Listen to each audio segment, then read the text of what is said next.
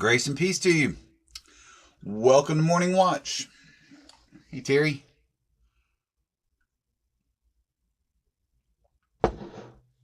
I'm Rob, one of the pastors here at White Plains. Glad to have you with us today on a Friday.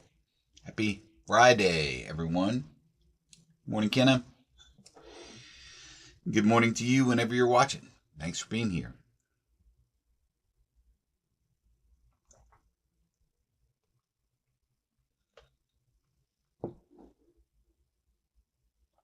This is where we gather for a song and a thought for the day. So glad you're here whenever you're watching. And let's start our time together by going to God in prayer. Help me call a blessing down, for I think our poor old world needs it. A blessing of peace, a blessing of the ordinary, a blessing of national life without chaos, and personal life without fear. Help me pray a healing down, for I know how much we need it. A strengthening of the bonds between us, simple respect and patient listening, a new beginning for us all. Help me welcome the sacred down, the wide-winged Spirit, drawn from every corner of heaven to walk among us once more, to show us again how it can be when justice is the path and love the destination.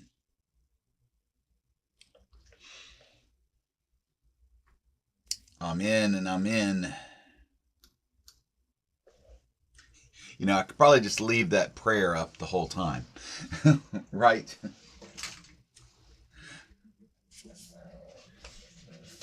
Somehow I think 18 minutes of that might be just a worthy offering of itself. All right, so since we are talking about spirit a lot, and since our author that we're working with, Stephen Charleston, uses the language of spirit as his indigenous heritage does, and then expect to hear some songs about the Holy Spirit. And this one is an old song from the late 90s by Tom Lane. Tom Lane was worship leader, often worked at Lake Junaluska with Chris Hughes, and that's how I became familiar with him. But he wrote some very good songs. Chris Hughes and Ed Kilborn did this song on their album Light the Fire. That's how I became familiar with it. So if you have that old album or cassette, as I still have a copy of it on cassette. Anyway, pour out your spirit, Lord.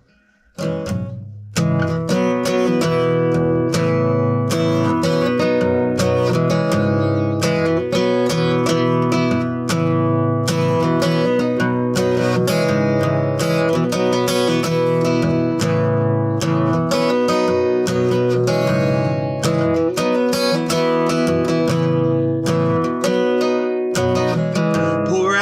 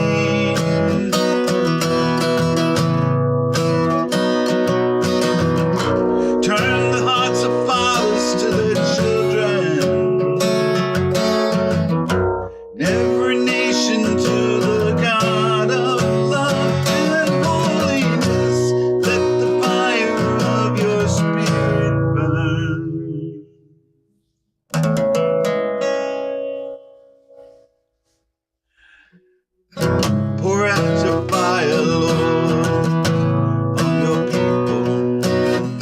Pour out your fire, Lord, on your people. Pour out your fire, Lord, on your people. Let it rain.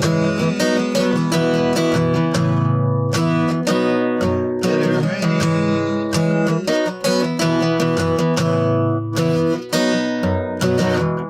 Pour out your spirit, Lord, on your people. Pour out your spirit, Lord, on your people. Pour out your spirit, Lord, on your people. Let it rain.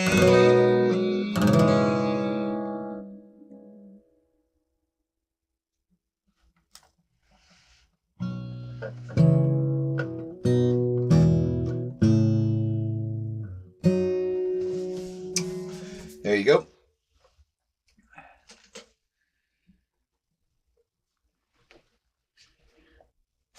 All right.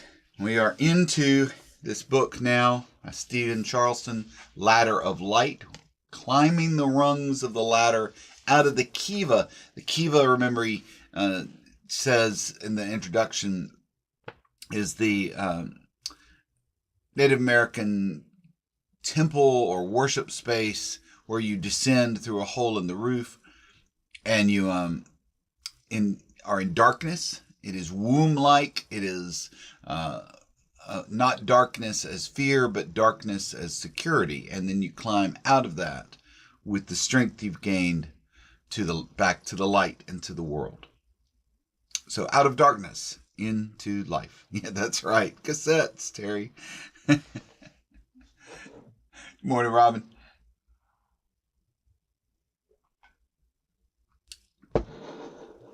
So here's some more thoughts about this rung of faith, this first rung of faith, and the importance of faith as the foundation for a journey.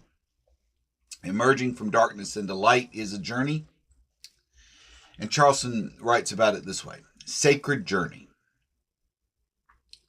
There are no shortcuts on the spiritual path, although many have tried to find one. Learning the lessons the Spirit teaches takes time, patience, and perseverance. It requires a sense of discipline. It takes a level of self-awareness that can be difficult because it requires that we are honest with ourselves. We have to look deeper. We have to study. We have to live a rule of life that never takes love for granted. It is not easy, but it is joyful. The sacred journey may take us up some very steep hills and demand we keep going even when we are tired. But it also shows us the wonder of life along the way and the purpose of life when the day is done. He writes that faith is perception. Faith is how we see. If we see the world around us as nothing but darkness, a darkness we believe we cannot change, then darkness is what we get. But if we see darkness while we believe in light, a light we cannot yet see but know is there, then we get something new. We get possibility, the possibility of change. It all comes down to trust. The first step up the Kiva ladder is the step of trust. Do we trust our own vision? Do we trust in love? Do we trust in a truth greater than ourselves? The answers that we give to these questions are the rung of faith. I'll ask them again. Do we trust our own vision? Do we trust in love? Do we trust in a truth greater than ourselves? The answers that we give to these questions are the rung of faith. While we are in the Kiva, let's just stop for just a second and suggest that in every decision-making meeting of our lives, whether it be in our homes, whether it be in our churches, our businesses, if it has to do with future planning, shouldn't we be asking those questions? Do we trust our own vision? Do we trust in love? Do we trust in a truth greater than ourselves? Shouldn't we be able to answer those in the affirmative? Sorry, but I spent a lot of time thinking about that last night. Like, are we even asking the right questions sometimes as we plan? While we're in the Kiva of the darkness, we begin developing our spiritual vision. Even if we cannot yet see the light, we imagine it. We believe in what is not visible, trusting that our own spiritual instincts, our own sense of love and justice will reveal to us a light that can change our reality. Another thing that I thought about as I was reading and sort of meditating on that was the cloud chamber over at the Museum of Art here in Raleigh, right around the corner from me. I haven't been there in many years, and I'm not 100% positive that it's still open there, but I would, assume that it is. It's part of the art trail that is outdoors around the museum. And I walked there with my dad before, and Cheryl and V and several other, and we even went there to film with the church back when we were filming our sermons outdoors a lot of times. And the cloud chamber, if you're not familiar with it, is a structure like the Kiva, except it does have a door on the side. It looks like a hobbit hole, really. It looks like something right out of Middle-earth, because it's constructed with earth around most of it. And then there's an earthen top, but in the top is a hole. And so what you wind up with, once your eyes get accustomed to the light, is a pinhole camera. If you remember anything about pinhole cameras, they have a small hole or aperture where the light comes in and then is imprinted on the photographic paper, and you get a mirror image of what the pinhole camera is pointed at. We used to make those in school as projects. So the cloud chamber is that, and when you enter, you are in complete darkness. You can't see a thing. There's a seat, that you can feel around the edge. And of course, when the door opens, you have enough light to see where the seat is, right? But then once you're in and the door's closed, until your eyes adjust, it is dark. There's just enough light coming in, though, for you to see the spot of light up top. And as you sit, whatever's going on up top, which is usually wind blowing through the trees, becomes reflected upon the floor of the chamber. And you're sitting around the edge of it. So you can look then, and if you stay in there a while, it'll become bright enough so that you can even see each other and see the faces of people across from you. And the entire world above is brought into the chamber through the pinhole of light. Fascinating experience. If you haven't ever been over there to the Museum of Art and seen that. If you want to know more about it, you can Google Cloud Chamber, North Carolina Museum of Art. When you first enter, you're in darkness. And because maybe you've been there before or you've read about it, what's going to happen. You know that somehow you're going to be seeing everything by the time you get out. And then make sure you've got your dark glasses on for when you emerge back into the daylight. But yeah, faith is the evidence of things unseen. Right? Do we trust our vision? Do we trust ourselves?